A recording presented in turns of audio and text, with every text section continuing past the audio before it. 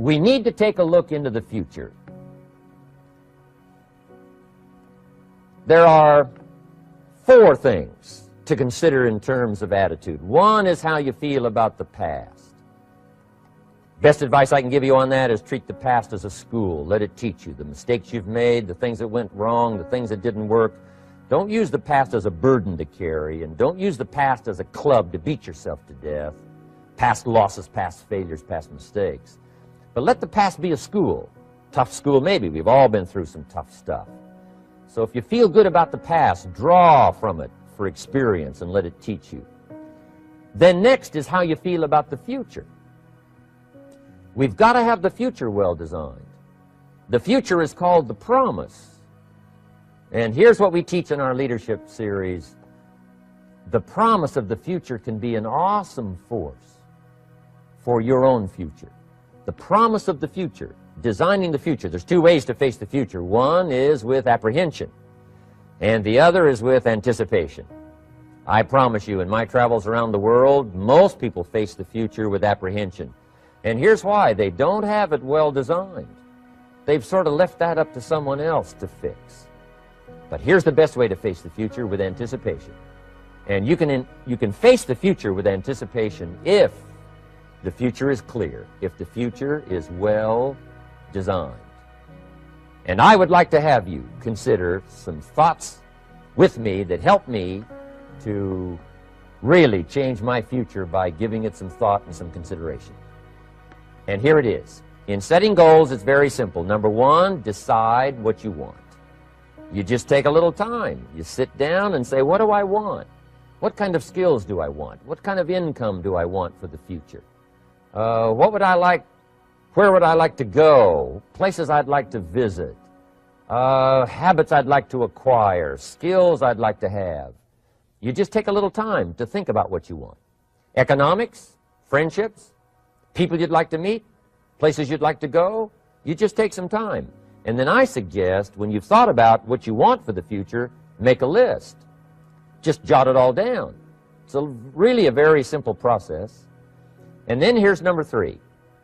Keep all the old lists. I'm telling you, this served me so well, keeping my old list of goals.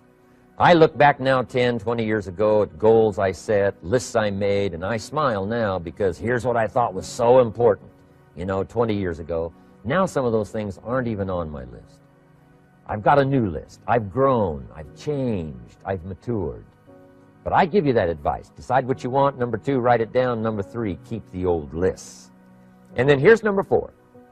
When you get something that's on one of these lists, check it off. Part of the fun of having a list is checking it off.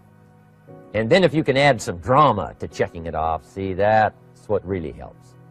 I set a goal to go to Spain many, many years ago. And when I finally made my first trip to Spain, I had that journal with me that had that list in it. And while I had my journal on my lap, waiting for the wheels to touch down in Madrid, I waited until the wheels touched the runway, and I checked it off. Just adding a little drama. So, part of the fun of having a list is checking it off. Now, here's what's important about the lists and designing your future. If the future gets clear, the price gets easier. Because you got to remember, for every promise, there's a price to pay. Everybody's got to pay the price. Everybody's got to do the deal. Everybody's got to do the disciplines. Everybody has to pay. But here's what I've discovered. If the promise is clear and powerful, the price is easy to pay. The price is some classes. The price is a few books. The price is a few disciplines. The price is finding something that'll make your life better, make you grow, make you change, make you develop. So the first part of the key is to design the promise. Then, what is the price to pay? I'm telling you, the price will be easy. Anybody in my audience can pay it, no matter where you are, where you come from. Color doesn't matter, religion doesn't matter, where you grew up doesn't matter, circumstances don't matter. I'm telling you, if you'll make the promise of the future clear for yourself, the things you want, the places you want to go, the things you want to have, the person you want to become, the skills you want, the homes you want, the future you want, the friends you want, all of the values of life that you could possibly want. If you'll make that clear, make those lists, and be serious about it. I promise you it's an easy price to pay. Anybody can pay it. And the best advice I can give you is, if I can do it, you can do it. Farm boy from Idaho, raised in obscurity. I changed my life, turned it upside down, turned it all around, found economics, found future, found promise, and if I can do it, you can do it.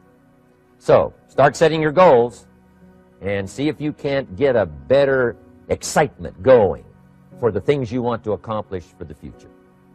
Now here's my third subject, and that's called financial independence.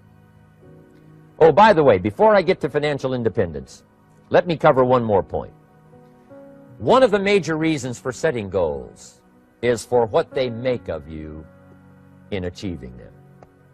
My teacher advised me when I first got started at age 25, he said, "Jim, why don't you set a goal to become a millionaire?" He said, "It's got a nice ring to it. You know, enough zeros to impress your accountant." And he said, "I'm here to help you.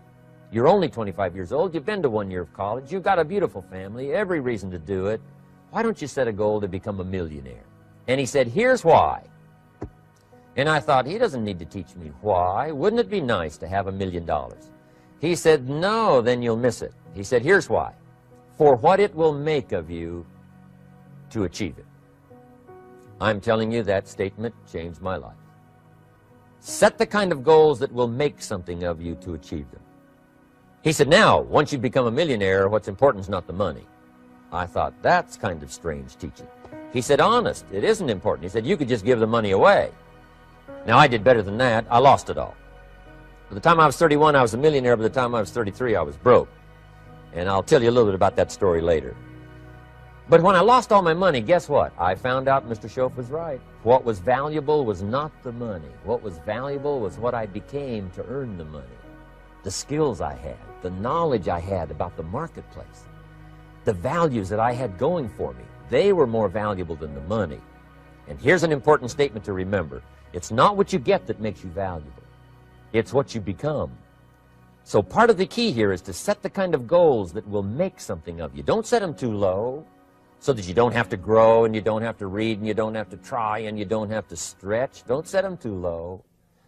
And then don't sell out. Don't go for something that's going to cost you your virtue or cost you your values or sell out your principles. There's a good middle road here to follow. Goals that will inspire, goals that will help you grow, change, develop, and become better than you are. Okay, now let's talk about financial independence. How to become rich by 40, 35 if you're extra bright, much sooner if you find an opportunity like I did. Let me show you how I did it. Financial independence. First of all, I like the phrase financial independence. Some people are a little bit concerned about using the word becoming rich or becoming wealthy, and I can understand that. I struggled a little bit with this. Is it okay to go for becoming rich, go for becoming wealthy? And maybe that's a bit too strong a word or strong a term. So here's what I've come up with that I think is comfortable for me, and that is how to become financially independent.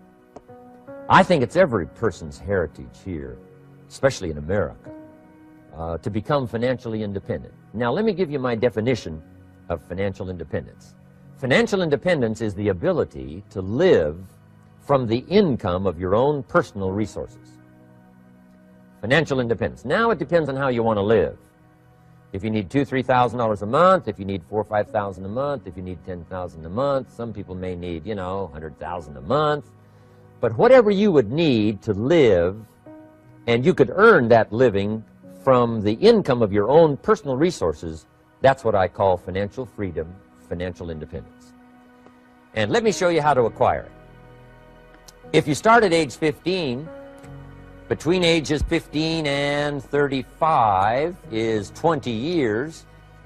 And in my personal opinion, based on my own studies and my own experience, 20 years, in my opinion, is enough time to become financially independent.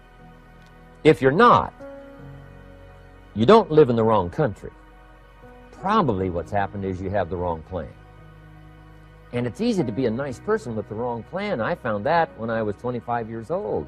I was broke at age 25, and I was a nice guy. You would have liked me. But I'm telling you, my plans up until then, especially my financial plan, left me broke. I totally changed it the next 6 years, and I became financially independent. So I know what I'm talking about. It is possible in a reasonable amount of time, 15 to 35, whatever, 20 years' time, enough time. You can do it in a much shorter period of time, like I did if you want to. But this is a reasonable enough time. But here's number one. First of all, you got to have the right philosophy. Philosophy is our ability to gather knowledge and sort through it and decide what's valuable. To develop a philosophy about life, a philosophy about our health, a philosophy about our family relationships, a philosophy about economics. And if you develop the right philosophy, that's what helps to set this sail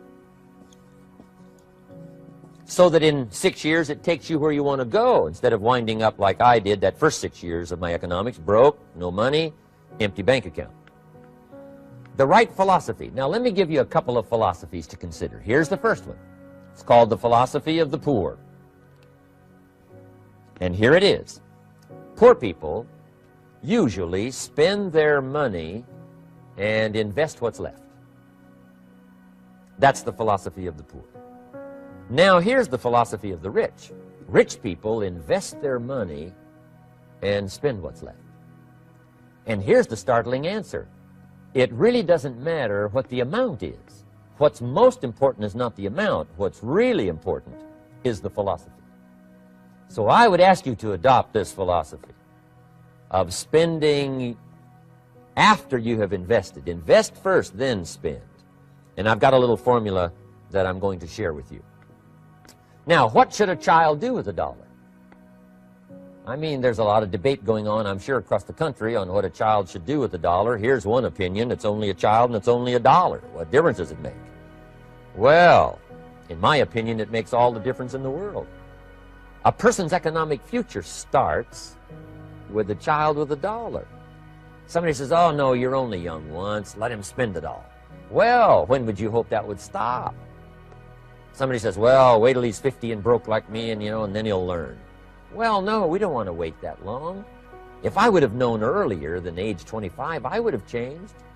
In high school, if they would have had classes called Wealth 1, Wealth 2, I'd have taken both classes. I would not have waited until age 25. So, the earlier the better. So, what should a child do with a dollar? Here's the simple premise to begin with. Don't spend it all. And if a child wants to spend the whole dollar, you got to say, hey, don't spend it all. Don't spend it all. They'll say, why not? It's my dollar. I earned it. You say, I know you earned it, but don't spend it all. They'll still say, why not? Say, let me show you why not. So you put them in your car, take them to the other side of town, and show them where people live that spend the whole dollar. Just drive them around. Kids learn best by visual.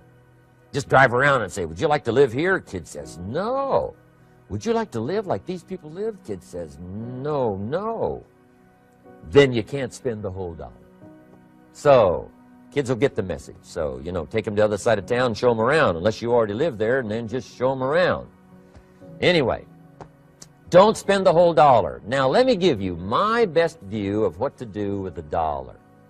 And I promise you, if you started at age 15, now if you're over 15, right, you've still got plenty of time. You still got 20 years. If you're 30, you still got 20 years. I mean, you still got plenty of time to start what I'm about to share with you. What to do with a dollar. Here's my first bit of advice. Never spend more than 70 cents. Never spend more than 70 cents. Now, you got to pick some number, and the number you pick is going to be determined by your philosophy. It's going to be determined by what you've been taught or your experience teaching yourself. When I first met my teacher, Mr. Schoaf, I was at about 110% of each dollar. I'm down at budget finance, hawking my furniture and my car one more time. And then I learned a whole better formula for financial independence. Number one, don't spend more than 70 cents. Now, kids say to me, well, okay, what do I do with the other 30 cents? And here's what I teach them. 10 cents for charity. Charity or church, or helping people that can't help themselves. 10 cents to support worthy projects. Projects that you feel good about. 10 cents out of every dollar. It's called being generous with part of what you've taken out of society. Now, in my opinion, nothing teaches us character better than generosity. No class, no teacher, no book teaches character better than generosity. And the best time to start is when the amounts are small. And I know if kids learn these lessons well, they'll give a dime out of a dollar, help people that can't help themselves, support worthy projects. Or if you belong to a church, they teach tithe, piece of. That's very important. Now, because when the amounts get larger, sometimes it's a little more difficult. You know, giving 100,000 out of a million, someone says, oh, if I had a million, I'd give 100,000. I'm not sure. That's a lot of money.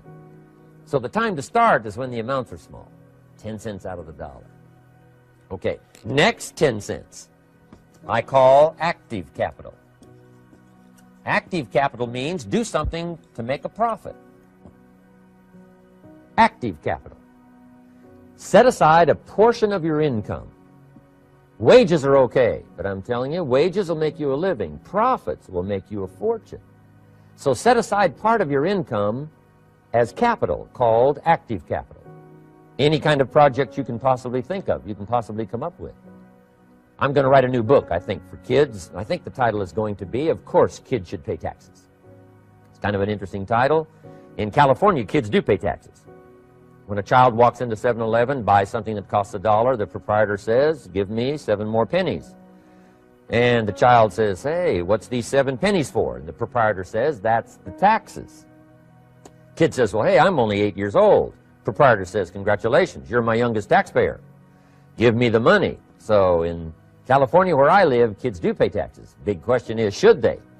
And my book will answer that question. Of course, kids should pay taxes. Nothing is for free. If you want to ride your bicycle on the sidewalk instead of in the mud, you got to pay the 7 pennies. Nothing is free, so we all have to pay. So, 10 cents out of your living, out of the money you earn, set aside for capital. Capital to try your best to show a profit. And in my book, it's going to be all kinds of ways kids can make money, right? 2 bicycles, one to ride and one to rent. I mean, you know, it doesn't take long to figure out some enterprise that'll start making a profit. Then you must jot this down if you're taking notes. Profits are better than wages. 1, you can't usually start wages until you're about 16, 15, 16. But you can make a profit long before you're eligible to start earning wages. And then there's no limit to profits. And they can double and triple and quadruple. You know, there's no limit. It's incredible how fast profits can grow. So profits are better than wages. Wages make you a living. Profits make you a fortune.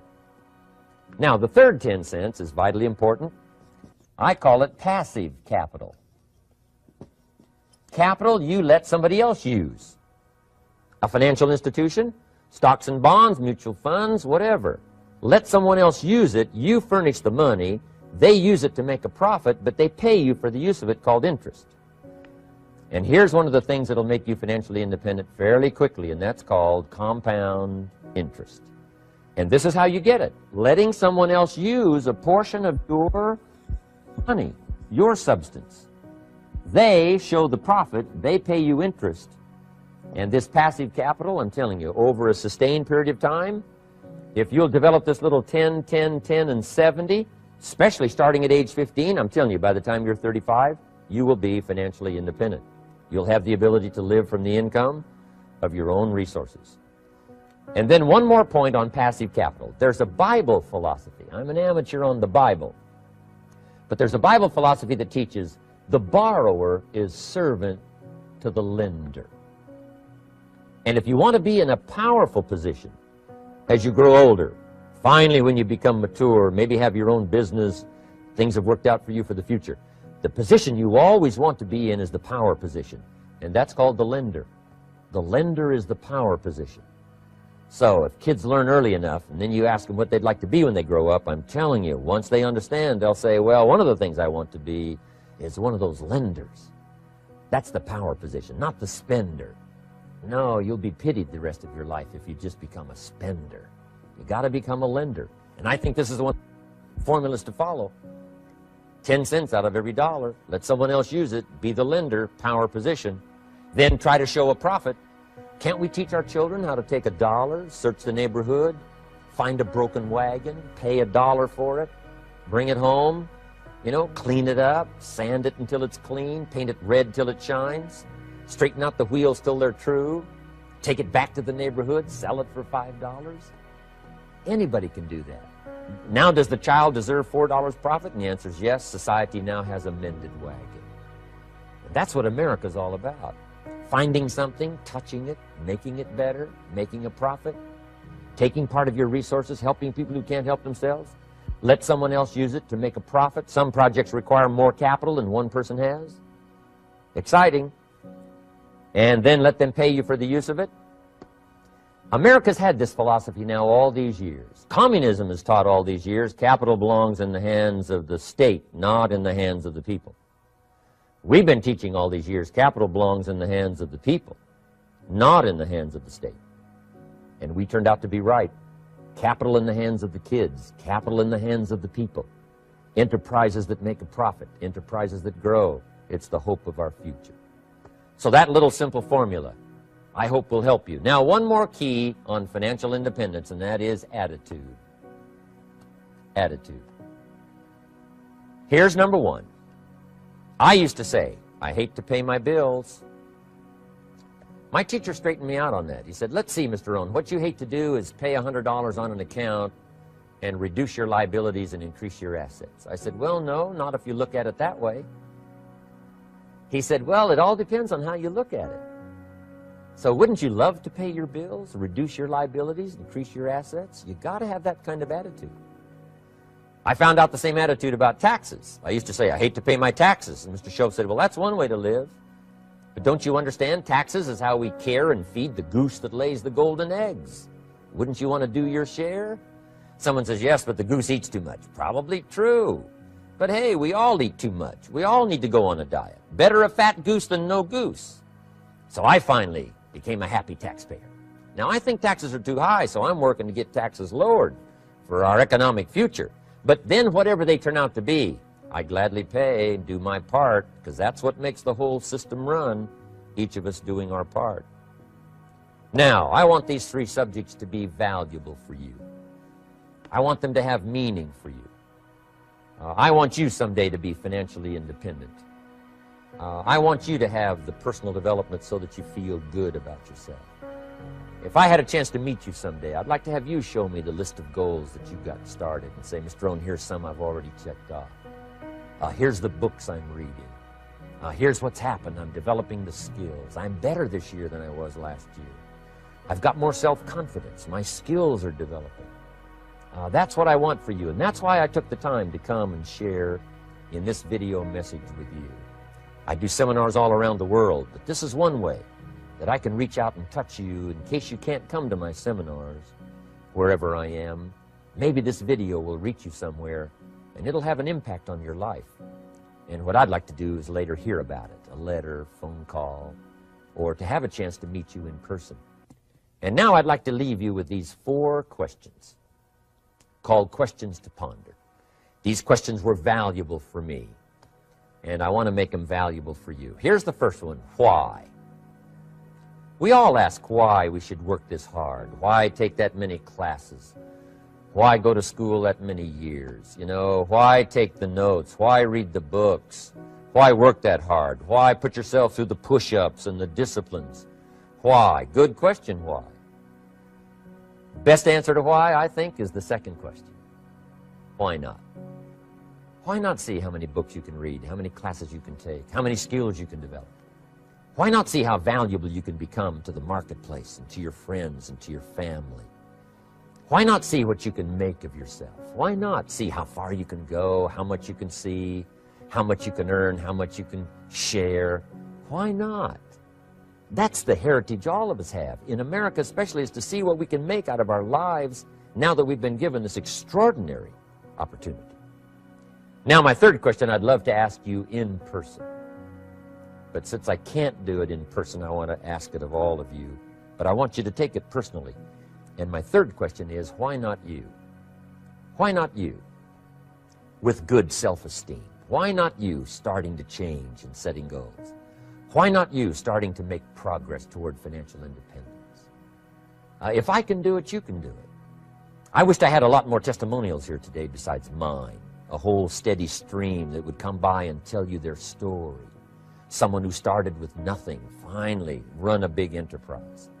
A mother who was on welfare, now she owns her own business. In addition to my story, I wish I had a lot more. And if all of them told their story, guess how they would probably wind up their story? They'd probably say, just like me, why not you? If we can read, you can read. If we can change, you can change. If we can figure it out, you can figure it out. If we can turn it around, you can turn it around. There isn't anything you can't accomplish. That's what those testimonials would say. And so I want to say it to you personally. Why not you? You've got the brains, you've got the stamina, you've got the vitality, you've got the interest, you've got your life ahead of you, you've got the future. You can do it. If anybody can do it, you can do it. If one of us can do it, hey, we all can do it. And now here's my last question. Why not now? This is a good time as the 20th century starts to wind down, a few more years as we get ready for century 21. What a good time to set your goals, work on yourself, work on your skills. What a good time to get it together. What a good time to start this process. Personal development, growing, changing, developing, having a good plan for your money and for your life and for your future. Why not now? And I hope I have a chance to see you one of these days and share with you the experience, the reaction, the response you might have had from my message today. And until I get a chance to see you on this side of the world or the other side of the world, in some school or some seminar, or maybe I'll come and speak for a company that you work for someday, I hope I get a chance to meet you. Until then, I wish you the best. I want all that I've gotten to be yours and much, much more. God bless. Goodbye.